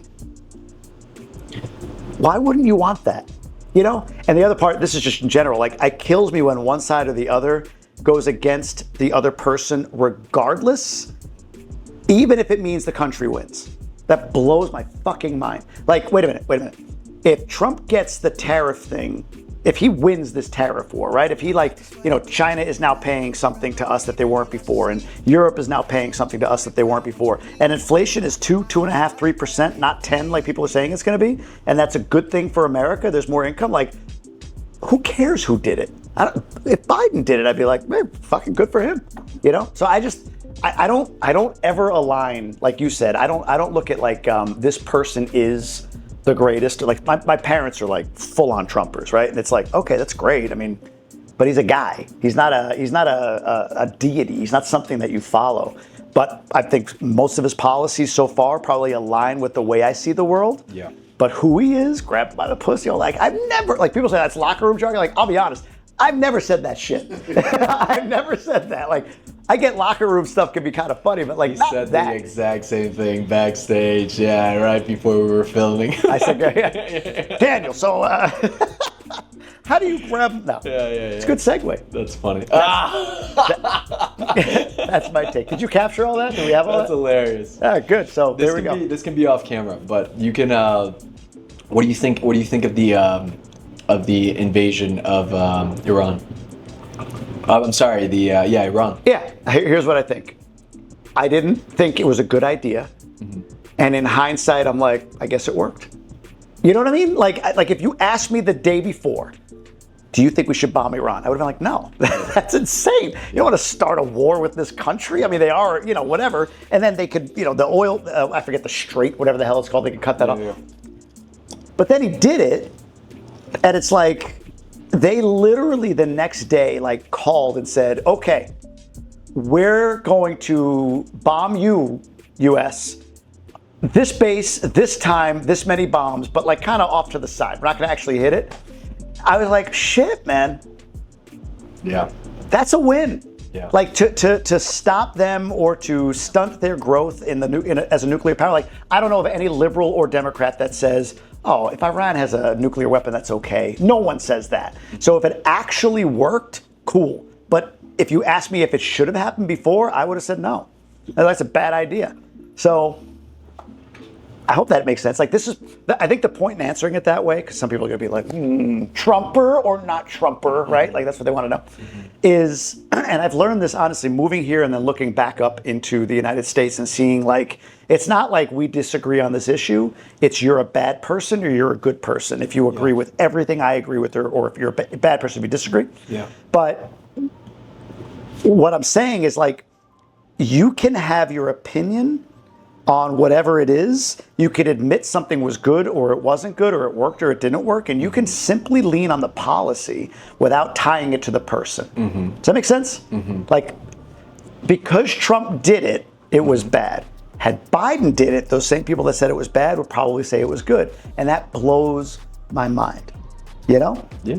I think there's some things Biden did that were positive. I think he did more negative. I don't think he was a good president. That's just me. I think Obama did a lot of good things, some bad things he did as well. I think Trump has done way more good than he gets credit for. But he's an asshole. So, he gets the ire of people, especially on the left, which I think is a little bit of like his smoke bomb mentality. Like, let me give him something to freak out over so I can go over here and do some stuff. It's just like, it's almost like they're too easy to manipulate, those people, those simple people who just hate Trump no matter what he does. But that's my take. How many of these you got to get in me before do I go full like? I won't even ask because I know this isn't you don't want to get into this, but that's my take. That's Grubbing with Gruber. Get a few tequilas in me, and you learn all of what I believe. Yeah. But people do, man. You've seen I've had posts on videos. You probably had this, like, I'm sick of your MAGA shit, and then the next one is like, you liberal lefty, and I'm like, you can't pin me down because I can't be pinned down. I'll admit I'm more conservative values. Yeah. If that aligns with one party or the other, and that's fine. I don't know what that is, but I am more conservative values. I believe in smaller government. I believe in people making their own way. I believe that anybody can. I don't care what race, creed, gender, whatever, anybody can. I do think that in life there's an escalator. Some of us are born closer to the top than the others. What's the top for you? Oh, whatever that is. Self-actualization? What is it for you? Well, that's a deep question. If I can be in a place where I can create something that makes other people's lives better, and I'm doing that. I truly believe I'm doing that. As goofy as it is to be a YouTuber at 46, I truly believe I'm doing that. That's it. Billionaires on Yeah, YouTube. yeah, true. I don't desire to be a billionaire per se. Like, if it happens, okay, but it's not my motivation. Money's not my motivation. Money just happens as a result of, I think, what we talked about, like adding value. But for me, if there's, it's like this, like my dad, my father, when we lived in Massachusetts, he built a 20 by 20 deck on the back of our house, right? Like, he can see what needs to happen in that kind of thing and then physically manifest it. Like, I don't have that skill. So for me, when I'm able to say, I got this idea like this, and I can get a guy to put up a few cameras, I can contact somebody, I can get a restaurant, and I can do this thing that I think adds value, again, to the restaurant, to the country, to the individual, to me, to everybody involved. Like, that's my building a deck. That's the thing I put out into the world for my own, like, thought in my brain. So as long as I'm in that space, that's it. So I feel like truly I'm living in, as much as anybody can, self-actualization at the moment. And you? Thank you. Very much aligned with that. Yeah? Very much aligned. Yeah, man. I think it comes down to the moment. You know, there's a lot of external circumstances that you could define as the top. Yeah. But success, I think this is a Tony Robbins quote, but success without fulfillment is the ultimate failure. Yeah, that's true. I felt that. I had tons of success in my corporate career. Yeah. But I was depressed. Yeah. Literally. Like, depressed, not in a good place. Yeah. Have you ever doubted your path? Yeah. When? Oh my God. Like what? What would make you doubt it? Man. It's yeah. You know, honestly, quite at the peak of it. I would 20. Not peak. It's just. I was gonna say, define the peak, please. Yeah. I started. Yeah, man, making money, and pretty great money early on, and it gets to a. You know, I might be the only. I think we spoke about this previously, but I might be the only person in YouTube's history where I reached 1 million subscribers and completely disappeared. No thank you video. I deleted Instagram, deleted Twitter permanently. Twitter's a joy of a place. I don't have it. I mean, I have it, but I don't look at it. I think I have somebody post on it every day for me. That's it. But yeah, man, there's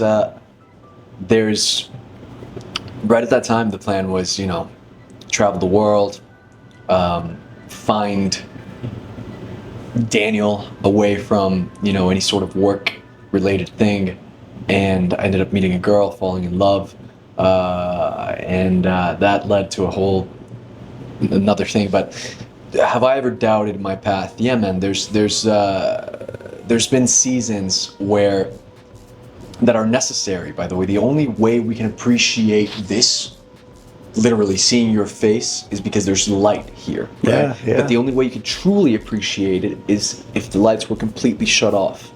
Darkness inevitably begets the perspective and the appreciation for lights. And that vice versa, that yin yang is true across the board.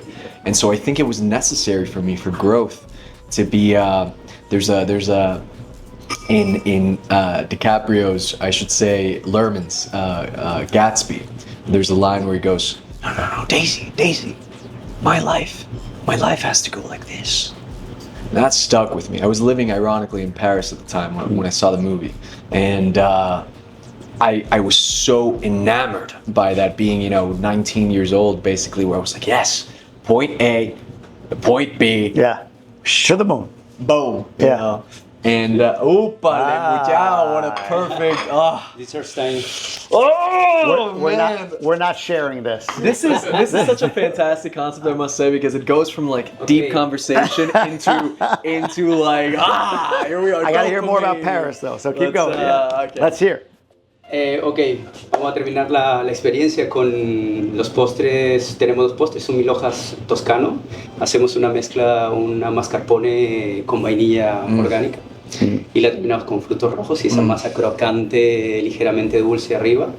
¿Sí? Y por un lado, la torta de chocolate con yanduya, básicamente es como una mezcla de chocolate y macadamia. ¿Sí? La crema, una crema batida con un poco más de macadamias y obviamente chocolate orgánico de muy buena calidad. Wow. Muy buen provecho. Oye, ¿nos vas a acompañar otra vez o no? Claro que sí, cuando ustedes quieran. Claro que, no, pero, o sea, ¿vas a traer otra cosa o no? No, ya con esto. Ya con esto. sería lo Let's give it up for this guy. Gracias. Gracias. La verdad, un placer tenerlos aquí. Igualmente, hermano. Gracias. Muchas gracias. Sí. Ay, Dios mío, gracias. Permiso, que Sí. sigan disfrutando. Gracias. Bye. Muchas gracias. Siempre. Wow. Please after you. All right. well, I guess we'll I'll go do this for one the for you. area. There we go. We'll do that. Oh my lord. Gracias. Man. You guys look like kids. Yeah. Dude, Look at your faces. dude, tell me about it. Look. Just wait, hear this. I hope you could hear this crunch. The crunch. Like, I just heard it. You have to be able to hear that. it's phenomenal. Man, it's crazy how that which is terrible for us, like sugar, is so unbelievably It's my Achilles heel, seductive, man. huh? And once you get in your 40s, you'll see it. It's harder and harder to just like burn it off after you have it. It sucks because I feel 22 here, then your body reminds you after eating this that you're 46. Wow. I remember the courses that we had here. Yeah, it's fantastic. Wow. All right, let me try this out. All right. Cheers, my friend. Cheers to you. Let's get this over here. Wow.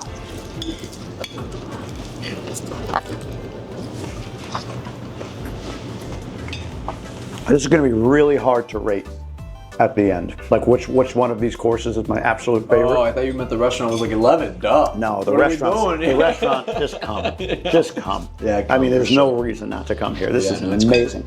That's great. If you do end up going with my parents, you'll try the one by the beach there. The scenery is unbelievable. Up there? It's Yeah. it's a different vibe. This is very upscale, Yeah, sort of this is highbrow right. a little bit. Yep. That is much more just relaxed, unbelievable food. I'll bet. You'll love it. I love it. I hope I can make. I got to see. I'm trying to think. I don't think we have anything going on this weekend. Excellent. Wait, we're getting one more dessert actually. We are. 100%. My favorite. You have to try. It's coming. I'm gonna ask for it. Oh, okay. For All right. sure. ¿Nos puedes traer, por favor, también la galleta de pistacho? Oh. Muchísimas gracias. Y con un ladito de helado de pistacho. Ay, Dios mío. Gracias. All right. This is my favorite. See, I told you I know food, man. I can understand every aspect of when you speak food. If people spoke food to me, it'd be like porn. I just feel like, say it again. Say it again. That's hilarious. Oh yeah, but no, to get back to the point, Yeah, just yeah. to finish it out, those steps of self-doubt I think are necessary in order to be able to appreciate what it is that you're doing. Yes. You know? They're completely necessary and they're Yeah. normal too, and it's part of it. You know, it can't be this all the time because then this has no meaning. Yeah. This too shall pass, right? And the highs and the lows, know that it's empowering to surrender to that, right? It is empowering to like surrender to that. know that, And like to know, yeah, in to your know. lowest low, Yeah. there's a high coming, right? 100%. Like, you know, There's someone said, I don't remember who it was, but I think I might have seen it online, or a friend of mine, and he was like, whenever there's, there you go. yeah, Jay. that is, yeah, there's a thing that was like, man, I think the guy was bipolar, but he was saying, I wish my highs weren't so high and my lows weren't so low. I wish I could just be neutral.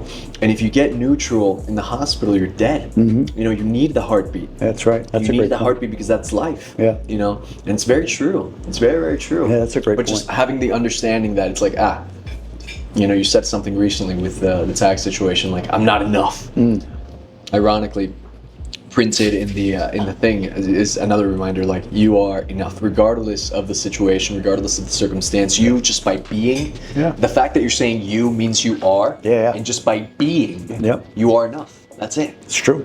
It's like take it easy. It's like a one and no big stuff. No, it's all small stuff, you know. Yeah. I think it's like a 1 in 400 trillion chance that you're alive. I've heard that stat. Like, that's kind of weirdly, like, how many billions? How many sperm don't fertilize an egg, right? Like, you're literally like 1 in 400 trillion to be here. You know, it's kind of creepy when you think about how much my dad. Yeah. Anyway. Yeah. We'll move on from that one. How much my dad flushed. That's gross. I can picture him right now. He's a Long Island guy, so he's got that. Oh, you know, that's what I. How much your dad just. Oh man. Cheers, guys. Yes. Cheers. There we go. That's funny. All right, I want to pivot a little bit here. Let's pivot a little bit here. We're gonna put this up on video so you can see it. There was a moment, you've had many celebrity encounters. There was a moment with one celebrity where I swear to God, at the end of this, you can see it in this video right here. She's looking at you like she wanted to take you home. Okay. Tell me more about Margot Robbie.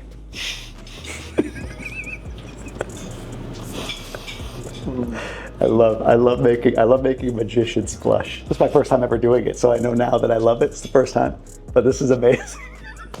Weird comment. All right. Here's the scene. He's doing magic. He bends one of her quarters or whatever it might be, right in front of her, and she's telling him how handsome he is. This is where I said before about I'm going to bring the handsome back. It wasn't about plastic surgery. You went in a weird place there. But now I'm the weird one. You're the weird one. That's called one. deflecting. Yeah. So Margot Robbie said funny. this, and then at the end of it, I don't know if you edited it, somebody edited it so that it zoomed in a little bit on her looking at you almost like, ooh, I like this guy. Tell me more about Margot Robbie. Man, I think she's an unbelievable producer.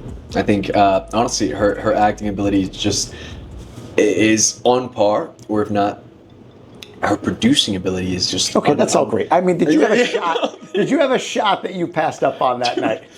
I'll tell you this. I don't care that she's married. I'll tell you this. There's a story there. There's a story there. There really is. Well, we can't tell It's not my story to tell. Oh, God. It's not my story to tell. You know, I'll tell you this. That video was the second time we met. Okay.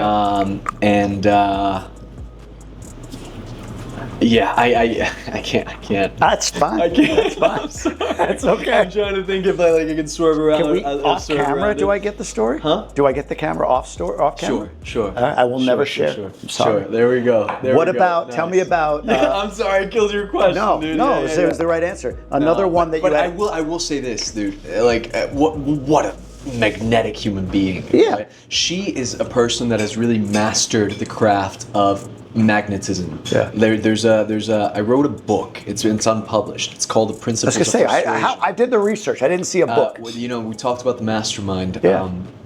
In Tahoe, and inevitably the one I did here in Capcana, it's unpublished because when the guys come, it's a thing that I teach, and it's really it's a wonderful thing. But there's a chapter in it all about magnetism, and she is a human being that has absolutely mastered that art. And dude, I mean, what a phenom of a producer, actress, just artist really in general. And I will say that her and her husband Tom have achieved nothing short of something unbelievably remarkable with all of her films, really. All right, one more you had a shot with, and I think you let it pass by. Oh Lord. Jamie Foxx. Jamie Foxx. Oh no, we closed the deal, baby. What are we doing here? No. Jamie, have you seen his special on Netflix? No. It was after his accident. I don't remember what it's called exactly. That's fairly recent, last year or so? Fairly recent, exactly. What an unbelievable artist. I mean, he is an impressionist. He's an actor, producer. Yeah. Ray is one of my favorite movies I haven't of all seen time. it, but I love Jamie Haven't Foxx. seen Ray? No, I know. Dude, Jamie Foxx. If only they had it on a platform where I could just watch it sometime, you know? I think it's on Netflix. I think it might be. Yeah, exactly. Duh. If only that existed. What an idiot. He's a magician. Oh, this is my favorite dessert. Oh, this is it? Gracias. Así Gracias. a su orden. Aquí tenemos una galleta rellena del famoso chocolate de Dubái, Sí. que está muy de moda, y el helado de pistache. Gracias. Try this. You have to try it with, inevitably, the ice cream and the cookie. All right. Have a ball, my friend. I'm gonna try right down through. Yeah, man. But Jamie, I think that was we shot a video together at the. This was a while back. Called man. you a This was sorcerer. Yeah. This was at the Baby Driver, I think it was, at some premiere in LA a few years back. And yeah, man, I'm telling you, it's a mouthful. If you want to use that to cut it, you can. Here. Yeah, we'll put this here. What an unbelievably nice guy whose work on and off screen is just unbelievable. Yeah. Holy crap, man. Yeah, dude, I know. I'm not even like a huge pistachio guy. Same. That is good. Wow. I'm sorry, I interrupted you, Jamie Foxx. You were sleeping with Jamie Foxx thing. Exactly. That's pretty much it. That's the headline. Magician sleeps with Jamie Foxx. All right, one more. Too close to comfort with the whole Diddy Okay. situation, huh? True. The whole Diddy, Yes. Oh my God. All right, one more you had a shot with. I truly believe. I could see Had the a look. shot with. I could see the look in her eye. Yeah. Ellen. Ellen, dude. Yeah. What is the question exactly? That's it. No, but so you've been. Like when I look at your back library, it's good, right? It's so good. I'm telling you, man. I'm not gonna share this one too much. I'm sorry, guys. I'm having another piece. No. Yeah, please. No, you first. No, I look at your back library of content. So good. I mean, there's some significant. That's all in the eye of the beholder. We'll say some prominent, well-known names in there Sure. that from Margot Robbie to Jamie Foxx. You've been on Ellen. Oh, you've been on Ellen. There's Jack Black. You did some stuff with Meryl Streep. Speaks very highly of you, right? Like you've got this ongoing list of people. For you, is that validation of your talent? If it brings work, it's validation. That's it. Sure. Period. How does it bring work? What is the work? So how does it? You know what I mean? That's Like, probably the reason we're sitting here today, if I'm honest. What do you mean by that's, that? Right now that I started taking old clips from my career and repurposing them in vertical format for the first time and sharing them on Instagram, I'm sure is the way you came across the content, right? I think or was so. it YouTube? No, I'm sure. No, I think I've seen you well before. I think Really? I've seen you on some of these programs in the past. But like when you came back up, it was Instagram, yes. Sure. But I was like, oh, this guy. So yeah, man. Does that make sense? So You it was know, like yeah. it was like, wow, this guy. Wait, and this guy lives here. Like that's just weird. I got to reach out. I love what you said about Trump, that you can't idolize anyone, right? Yeah. It's at the end of the day, everyone's flawed, everyone's human. 100%. And at the end of the day, man, we're all. Yeah, I know. No, I that's know. wrong. This chef, whoever this is, I know. not flawed. Not flawed. Yeah.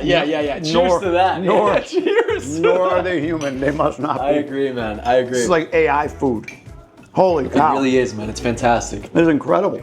Oh, All right, Jay. I'll share this rest with you here. Or do you want Jay. more? try it. It's all you, buddy. I know you're driving and getting in shape, but that's gonna be worth it the next day at the gym. Mm-hmm. But continue. They're not nobody's to be idolized. Nobody is everybody's human. There's 100%, right? But there is certainly an interest that people have with artists or politicians or people that are well known simply because they see them on a screen or on a big screen or wherever it is, and or they read their books and they develop a connection with them. That's normal. For me, I knew that that's where I wanted to be as soon as I landed in LA. Yeah. There was a time that George Clooney came to Houston. He was doing this talk, and I remember purchasing like a nosebleed seat, like a $25 seat. I ended up sneaking my way into the green room. I carried a little suitcase. That's a whole story, man. I'm telling you, any Bond movie falls short. And just things like changing the power dynamic. I remember needing to know where the green room was because I'd overheard someone talking about the green room. And as soon as these guys that were working the event came into the elevator, I thanked them for their work. And I was like, guys, thank you so much for helping us out today. I know it's been a hectic day. Hey, I'm a little lost. Could you lead me to the green room? Yeah. You have this certainty, this assurance that you're portraying, and Act as if. yeah. Yeah. And well, I ended up in the dressing room with Clooney after the show, and he ended up giving me some really encouraging words of advice. And I was maybe 17, 18 at the time, right before I moved to LA. And man, I repeated that process a lengthy amount of time for like 2-3 years or so. I remember going to school at the Academy of Dramatic Arts, and then at night I would be crashing whatever event, whatever premiere, whatever awards show, and it ranged from like, I'm talking about like the biggest of the big, like, you know, Golden Globes or VMAs or whatever it was, and that achieved two things. First, it allowed me to meet people, right, and sort of start building this repertoire of showing my magic and getting it out there, right? Secondly, it made it real in my mind. Oh, there's no difference from myself and this person. Yeah. There's no difference between it. The difference is inevitably the discipline, the work, the getting, you know, the projects, but it made it real. It made it a tangible thing. And I think thirdly, it was it kind of made me realize there's no rules to this. You want to go somewhere, go.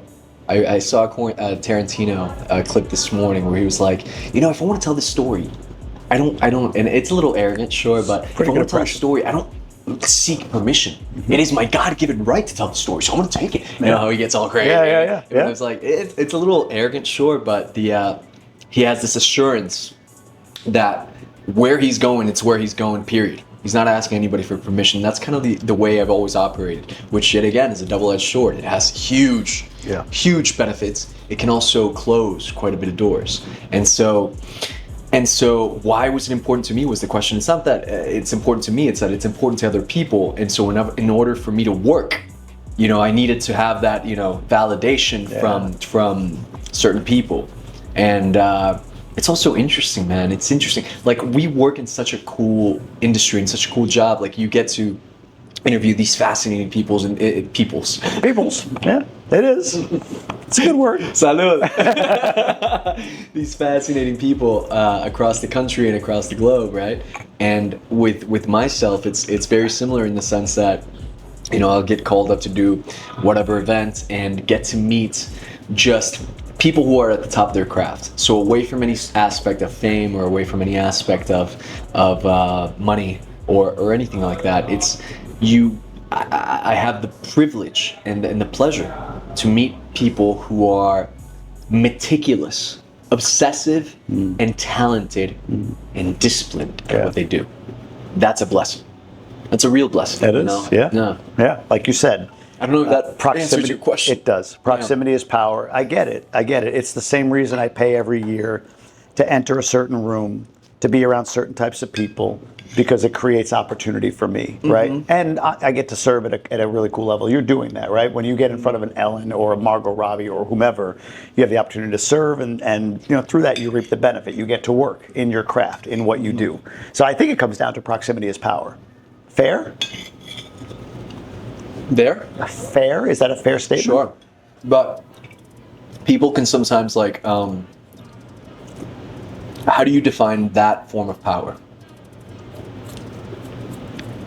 The way I'm thinking about proximity as power is the people that you're surrounding yourself with are at the top of their craft. It's a very public craft, right? Being an actor or celebrity. So we all see it, right? It's kind of easy to say they're successful because you see it. But these are people that exercise a certain level of discipline to get to a certain level of success and become the top of whatever it is they do. And you are essentially entering that room and being around those types of people, so it allows you to sort of mirror the same. Not fame, but the level of discipline in order to self-actualize and work in the craft that you think you're You nailed it, man. right? At the end of the day, power is not about, there's this word which I hate, clout. Yeah. And power is not, even acquisitive power, that's a form of power, sure, but the power that it really resonates with me is precisely that, mental power. Yeah. You know, like the ability to really make whatever impossibility seem real to you. You know, that's a really interesting thing. Oh, yeah. Yeah, man. Speaking of mental power, Speaking of mental power, do you want to reveal let's try anything something. for me? Let's try It's something. Let's try creeping something. So look, me full disclosure. Full disclosure. Obviously, we've been talking today. Yes, and Wait, real quick. We're Jay gonna try has this. Jay. You We're got gonna my try- 6 yeah, on yeah, this. absolutely. You got my Here's what we're 6. trying to do. All right, he's got my. He's got your 6. Yeah. You got the 6. Meaning Who's got the 12? I want to know. Like Here's what we're this is trying to do. backing me up. Watch, Like watch. nothing prepared before he just started asking me these questions. Watch So this. Take a globe. yeah. Yes, in your hands. You're spinning it. Yep. Clearly, you thought about it a few places. Yes. Mm-hmm. You mentioned spinning. You land in a second city, then a third city. Yeah. Anywhere in the world. Yeah. I want you to imagine that you land in this city, and you're going to a restaurant. Yes. Mm-hmm. And you're gonna go and you're gonna have dinner with someone dead or alive. Right now you're nodding, okay? Dead or alive, someone that you're gonna have dinner with, anyone, like a sort of like a dream guest, yes? Do we, let's see, where can we, I think I have it here. Let's see, take this paper here, watch. Say the alphabet from A through Z and think of the first letter in the city that you're going to. First, genuinely speaking, Yeah. for the cameras, this is like super important. Have you ever told me this city? No. Genuinely. No. Before today, I told you to, switch No, up you a few just times. started asking me. Genuinely. No. Have you ever, you've never told me this? Never. Genuinely. 0% chance. Great. Here's what we're gonna try to do. I want you to go ahead and simply say the alphabet A through Z. Think of that first letter and go. A B C D E F G H I J K L M N O P Q R S T U V W X Y Z. You were pretty monotone the whole way. The only difference I noticed was that you sped up in 3 letters. You sped up. You could see this perfectly on playback. I hope you can actually replay it. Because if the audience, if I'm saying this right now, you'll be able to see exactly what it is. And you sped up right between here. Let's see if we can get a camera on this. Yeah, maybe turn away. I'm gonna show it. Actually, hold on. I didn't show Jay the city. Hold on. Should I show Jay the city? No. Don't show anything. Watch this. Hold on. Actually, I'm gonna get rid of this paper. Look at me. Here's what I'm gonna try to do. What is just the first letter in the city that you're thinking of? Just the first letter in the city that you're gonna be able to see it on playback. Put the phone down. All right. Look at me. The first letter in the city that you're thinking of is N. N. Yeah. N as in Nancy. Yeah. N as in Nancy. That's absolutely right. Think of the second letter. Think of the second letter. Yeah. Just think about it. Think of the whole place. Okay. Think of where you're going. Okay. Yeah. How do you feel in this place? Don't tell me. Just how do you feel? Okay. See, it's not.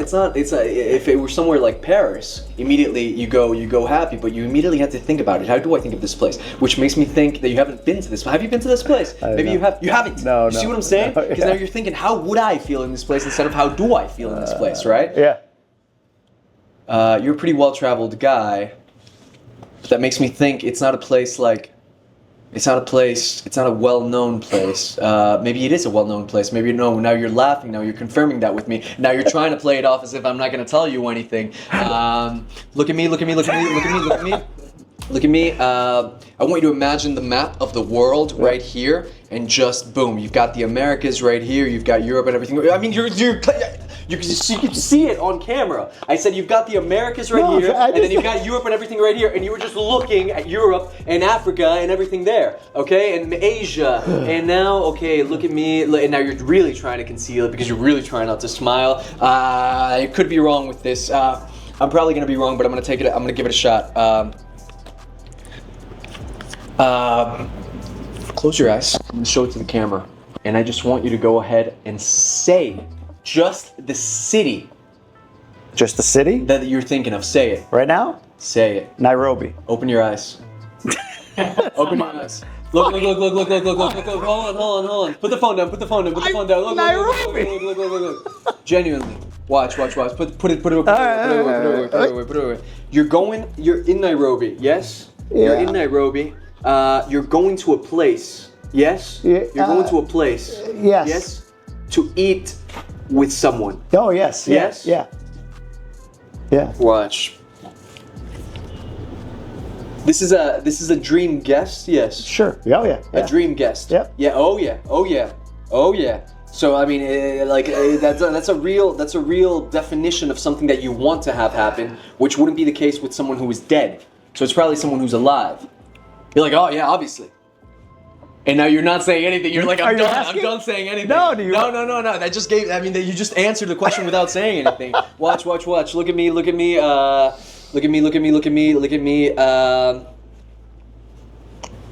Say the alphabet one more time. A, B, C, D, E, F, G, H, I, J, K, L, M, N, O, P, Q, R, S, T, U, V, W, X, Y, Z. That was really good. I actually got nothing from that. No, you know what I'm looking for. I like that when you're hiding your hands. You don't want anything to show. But it is a dream guest. Okay, here's what I know about you. See, this is a little bit unfair because I know you were 21 years of progressive. Yeah. I know you're a guy that likes to travel. I know you're a guy that certainly loves masterminds. I know that you like being around like-minded men. I know you like innovation. I know you like, the only time you nodded just now was innovation. And now you're really laughing. See, I said all these things and you never nodded. Again, you can see all of this in playback and now you're really trying to hide. The only time, see, I'm fishing and you're giving me the clues now you're really trying to close off to me. Look, exactly. But again, your smile is really, really letting it be known.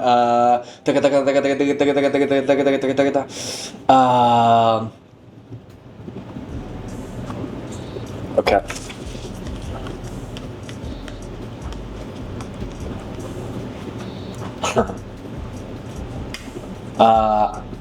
What person are you thinking of? What's your dream guest?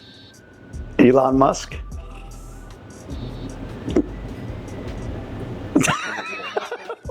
Oh, man. That's absolutely right. No, I wrote it down. Watch. But no. Holy shit. Hold on. Elon Musk. You were there. Look. Watching this shit. I said nothing. Look. Elon Musk. How would you describe this encounter? This encounter with Nairobi and Elon Musk, you would describe perhaps it's quite odd. Yes. But you're also thinking of a different word, a random word in an article, yeah? Yeah, oh yes. Yeah.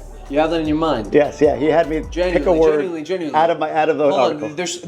Genuinely speaking, is there any way that anyone in this room could know what word you're thinking of? Genuinely, is there any way that he could know? No. He could know. No. He could know. No. Genuinely. Have you ever said this to me? Has anyone ever told you genuinely? Look, No. just tell me this. Tell me This this. is Tell me this. fucking Tell me this. freaking me out. Look at me. Look at this. Look at this. Say the first. Just the first, because right now when you said the alphabet, perhaps you were thinking about that subconsciously. What is the first letter in the word that you're thinking of? C. C. Yeah. Ooh. I don't know why I was thinking of A. Okay, C. Okay, C. The word C as in cat. Yeah. Oh gosh. Look. C. Right here. Yeah, C. There we go. Amazing. Thank you guys. Thank you so much. Subscribe. Watch. C. Sound it out. Sound it out right here. In my brain? In your head. I assume it has three. No. It's a long word. Yes. It's a long word. Yes. Yeah. Relatively. Yeah. Yeah. So not too long, but it's not something like cat, is it? No. It's a little longer than that. Yeah. It's not something like super fragile. No. Right?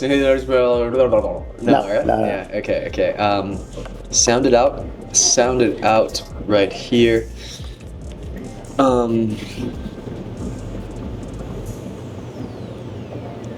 Okay. Think of the last letter. Just the last letter. This could be. What is the last letter? Y. Y. Yeah. Yes. That's absolutely right.